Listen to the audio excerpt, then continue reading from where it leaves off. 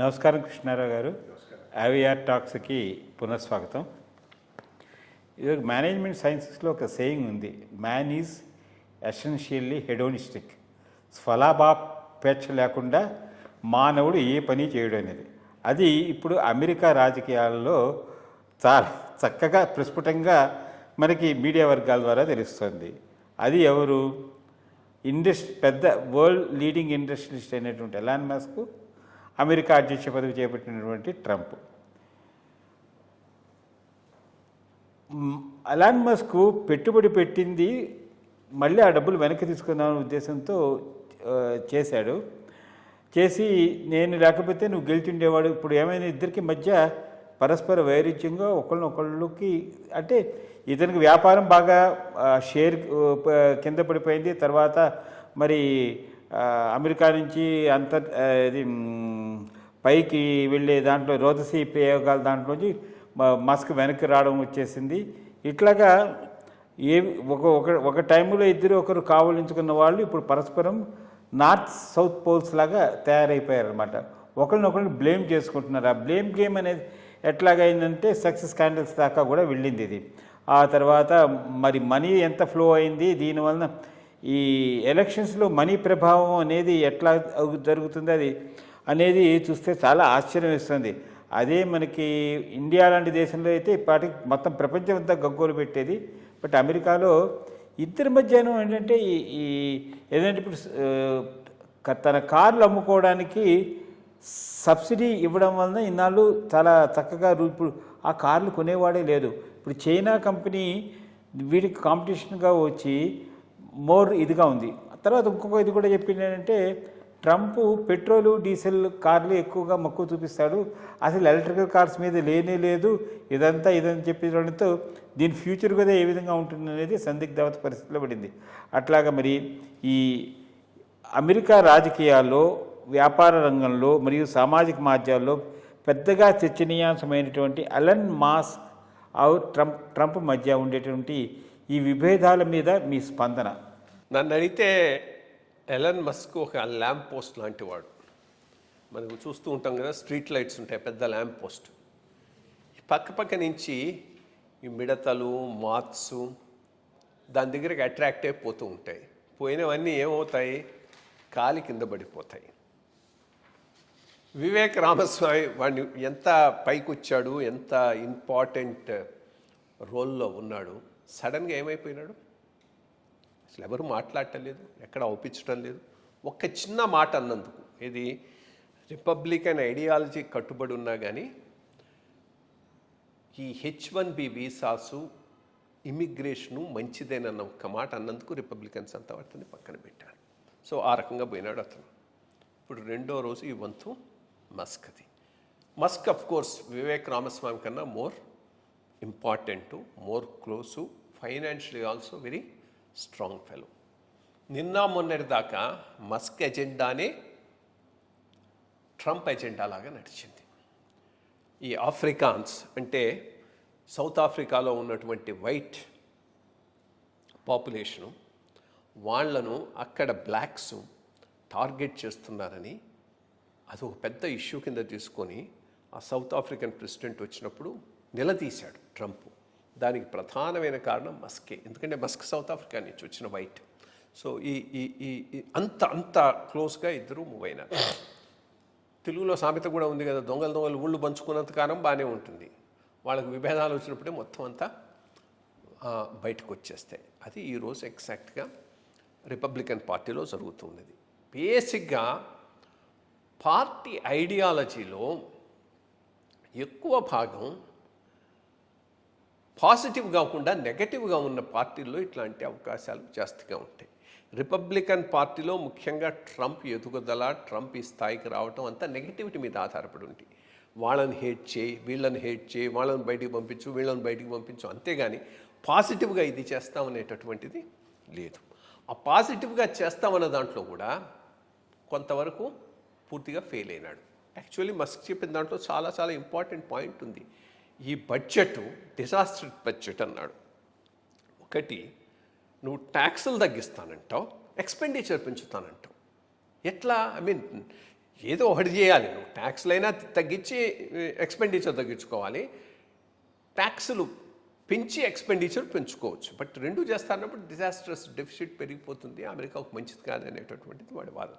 But అది ఒకటే అయి ఉండదు, ఏదో ఇంటర్నల్గా చాలా చాలా నడుచుంటుంది. ఈజీగా ఇంత సులభంగా ఇది వచ్చినటువంటి ఫైట్ అయితే నేను అనుకోను. ఇంటర్నల్గా మొట్టమొదటిది ఎందుకోసం మస్క్ రిపబ్లికన్ పార్టీని అంతగా సపోర్ట్ చేశాడు, ట్విట్టర్ను కొనుక్కొని ఎక్స్ మాధ్యమం బేసిస్గా రిపబ్లికన్ పార్టీకి అంత లెవరేజ్ ఎందుకు ఇచ్చాడు, ఫైనాన్షియల్గా ఎందుకు సపోర్ట్ చేశాడు, డెఫినెట్గా చాలా ఆశించే సపోర్ట్ చేసి ఉంటాడు.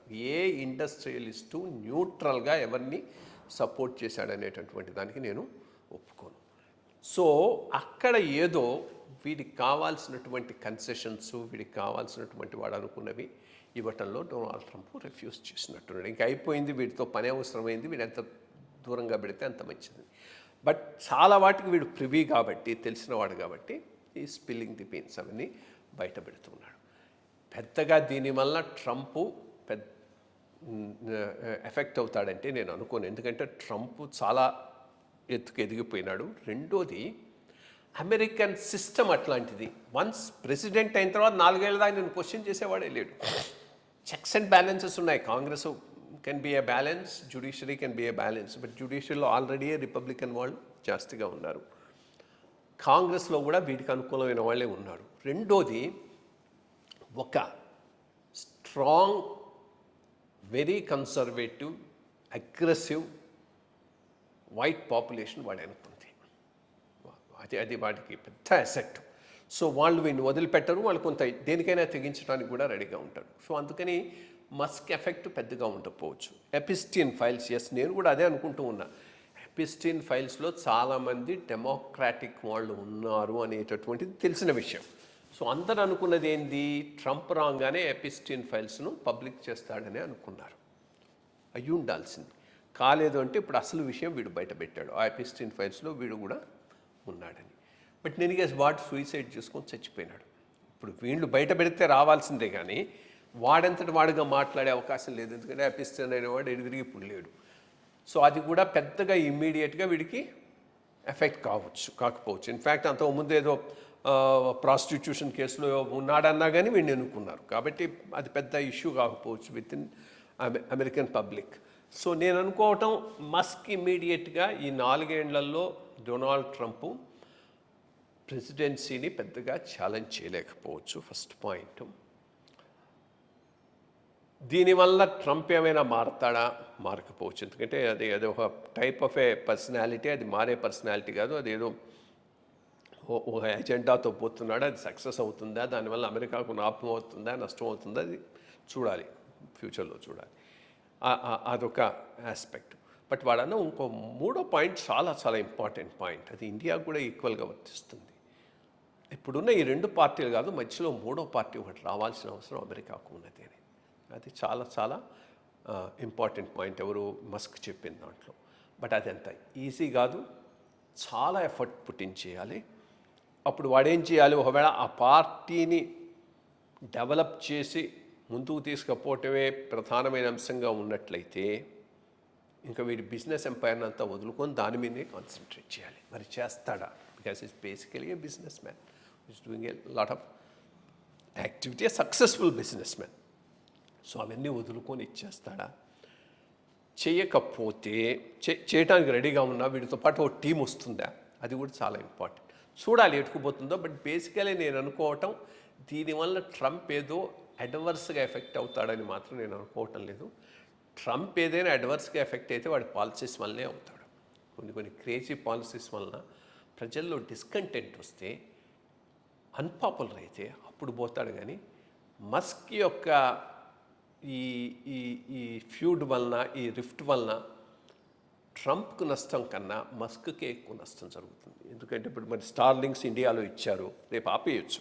బికాస్ ట్రంప్తో పెట్టుకోవాలని ఎవడనుకుంటాడు? మస్క్ కోసంగా ట్రంప్తో వైరం పెట్టుకోవాలని ఏ దేశం అనుకోదు. సో వాడి బిజినెస్ ఇంట్రెస్ట్ బాగా దెబ్బతింటాయి. ఎందుకు చేశాడో ఏదో బలమైన కారణం ఉండాలి, బట్ చాలా నష్టపోతాడు. ఈ మొత్తం దీంట్లో నష్టపోయేది మాత్రం మస్కే. అలాగే ఇప్పుడు డోజ్ నుంచి తను వైదొలగడం అనేది ట్రంప్కి ఏ విధంగా ఒక ఆ, అంటే ఒక సెట్ బ్యాక్ కింద ఉంటుంది. ఎందుకంటే మొత్తం అంతా స్ట్రీమ్లైన్ చేసి అన్నెసరీ ఎక్స్పెండిచర్ అంతా చేసి చాలామందిని పంపించి వైట్ కాలర్స్ని అట్లాగా అని చేసి కొంచెం బాగానే చేశాడని అన్నారు. అట్లాంటి వాడిని డోజ్ నుంచి కూడా పక్క తప్పించడంలో అంటే తను కూడాను ఎలాన్ మస్క్ తన వ్యాపార దీనికి టైం కేటాయించలేకపోతున్నాను తను ఐ థింక్ స్వచ్ఛందంగా వైదొలిగినట్టున్నాడు. అది పాయింట్ ఈస్ ఒక ప్రాసెస్ మొదలుపెట్టి ఉంటే అది ముందుకు పోతుంది. ఎవడో ఒక్కడికి టైఅప్ అయి ఉండకపోవచ్చు. నాకు తెలిసి దీంట్లో వీడే కాదు, వివేక్ రామస్వామి కూడా ఉన్నాడు. ఇద్దరు కలిసి చేస్తున్నది డాడ్జ్ అనేది మొత్తం civil services stream lining. In fact అది ఒక పాయింట్ కూడా చెప్పాడు. దానివల్ల నేను సేవ్ చేసిన దానికన్నా ఈ చేస్తున్నటువంటి ఈ ట్యాక్స్ కట్స్ ఎక్స్పెండిచర్ పెంచడం వల్ల దేశానికి ఎక్కువ నష్టం అవుతుందని. అది ఒక్కడి వల్ల ఏమీ ఆగిపోకపోవచ్చు, ఇంకెవరినైనా తీసుకుంటారు. ఏముంది, పెద్ద ఇష్యూ కాదు. అడ్మినిస్ట్రేషన్లో జీరో బేస్డ్ అనాలిసిస్ చేసి ఏవేవి తొలగించవచ్చు, ఏవేవి తీసేయచ్చు, దాని ద్వారా ఎంత గవర్నమెంట్కి సేవ్ చేయడం అనేటటువంటిది అది పెద్ద ఇష్యూ కాకపోవచ్చు. దానికోసంగా మస్కే ఉండాల్సిన అవసరం అయితే ఉండకపోవచ్చు.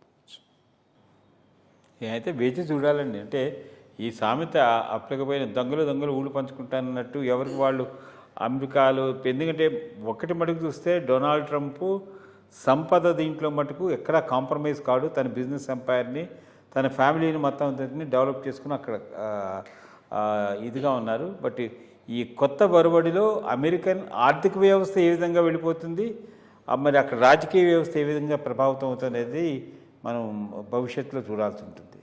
మంచి విషయాలు ముచ్చరించారండి. నమస్కారం.